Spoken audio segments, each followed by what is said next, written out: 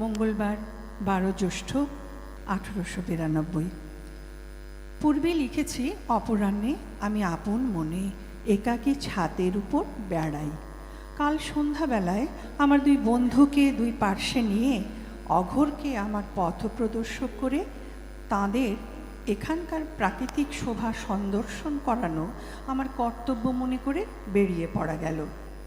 তখন সূর্য অস্ত গেছে, কিন্তু অন্ধকার হয়নি।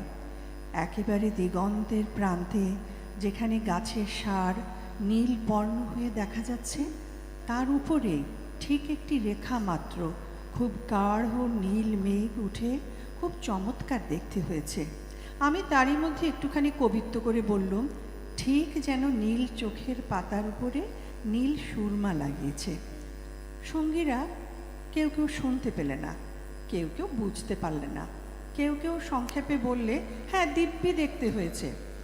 তারপর থেকে দ্বিতীয়বার কবিত্ব করতে আমার উৎসাহ হলো না। প্রায় মাইলখানেক গিয়ে একটা বাঁধের ধারে একসার তালবন এবং তালবনের কাছে একটা মিঠো ঝর্ণার মতো আছে। সেইটে দাঁড়িয়ে দাঁড়িয়ে দেখছি, এমন সময় দেখি উত্তরে সেই নীল মেঘ অত্যন্ত প্রগাঢ় এবং স্ফীত হয়ে চলে আসছে এবং মধ্যে মধ্যে বিদ্যুৎ দ্বন্দ্ব বিকাশ করছে। আমাদের সকলের মত হলো, এরকম প্রাকৃতিক সৌন্দর্য ঘরের মধ্যে বসে দেখাই সর্বাপেক্ষা নিরাপদ। বাড়ি মুখে যেমন ফিরেছি, অমনি প্রকাণ্ড মাঠের উপর দীর্ঘ পদক্ষেপ করতে করতে সরস গর্জনে একটা ঝড় আমাদের ঘাড়ের উপর এসে পড়ল। আমরা যখন প্রকৃতি সুন্দরীর চোখের সুরমার বাহার নিয়ে তারিফ করছিল, তখন তিলমাত্র আশঙ্কা করিনি যে তিনি রোষাবিষ্ট গৃহিণীর মতো এত বড় একটা প্রচণ্ড চপেটাঘাত নিয়ে আমাদের উপর ছুটে আসবেন। ধুলোয় এমনি অন্ধকার হয়ে এলো যে 5 হাত দূরে কিছু দেখা যায় না। বাতাসের বেগ ক্রমেই বাড়তে লাগলো। কাঁকড়গুলো বায়ুতাড়িত হয়ে ছিটে গুলির মতো আমাদের বিঁধতে লাগলো। মনে হলো বাতাস পেছন থেকে ঘাড় ধরে আমাদের ঠেলে নিয়ে যাচ্ছে। ফোঁটা ফোঁটা বৃষ্টিও পিট পিট করে মুখের ওপর সবেগে আঘাত করতে লাগলো। দৌড় দৌড়, মাঠ সমান নয়, এক এক জায়গায় আবার খোয়াইয়ের ভেতর নামতে হয়।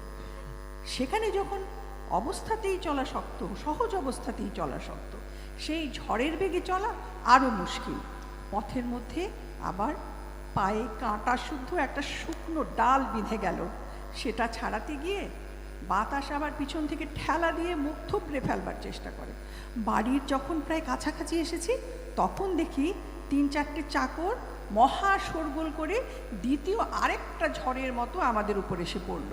কেউ হাত ধরে, কেউ আহা উহু বলে, কেউ পথ দেখাতে চায়, কেউ আবার মনে করে বাবু বাতাসে উড়ে যাবেন বলে পিঠের দিক থেকে জড়িয়ে ধরে। এই সমস্ত অনুচরদের দৌরাত্ম্য কাটিয়ে কুটিয়ে এলোমেলো চুলে, ধুলো মলিন দেহে, সিক্ত বস্ত্রে হাঁপিয়ে বাড়িতে এসে পড়ল। যা হোক, খুব একটা শিক্ষা লাভ।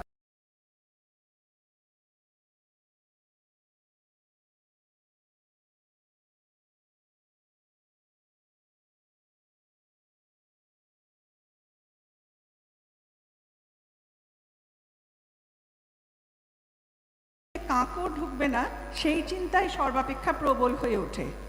আমার আবার চোখে আই গ্লাস ছিল, সেটা বাতাসে উড়িয়ে নিয়ে ফেলে কিছুই রাখতে পারি না। এক হাতে চশমা আর এক হাতে ধুতির কোঁচা সামলে পথের কাটা গাছ এবং গর্ত বাছিয়ে চলছি।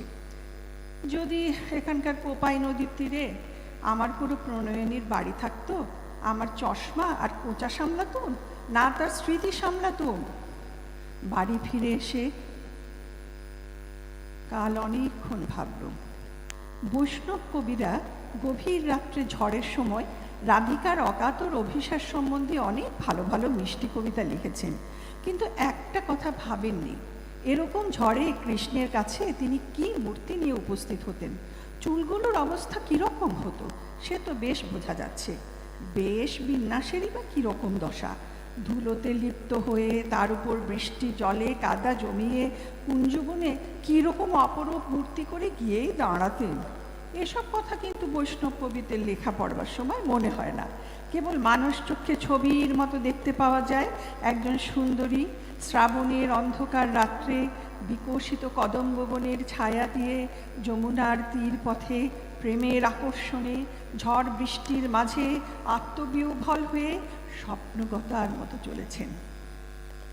পাছে শোনা যায় এই বলে পায়ের নুপুর বেঁধে রাখছেন, পাছে দেখা যায় বলে নীলাম্বরী কাপড় পরেছেন, কিন্তু পাছে ভিজে যান বলে ছাতা নেননি, পাছে পড়ে যান বলে বাতি আনা আবশ্যক বোধ করেননি।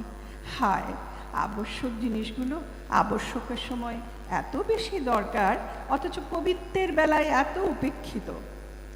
আবশ্যকের শতলক্ষ দাসত্ব বন্ধন থেকে আমাদের মুক্তি দেবার জন্যে কবিতা মিথ্যে ভান করছে।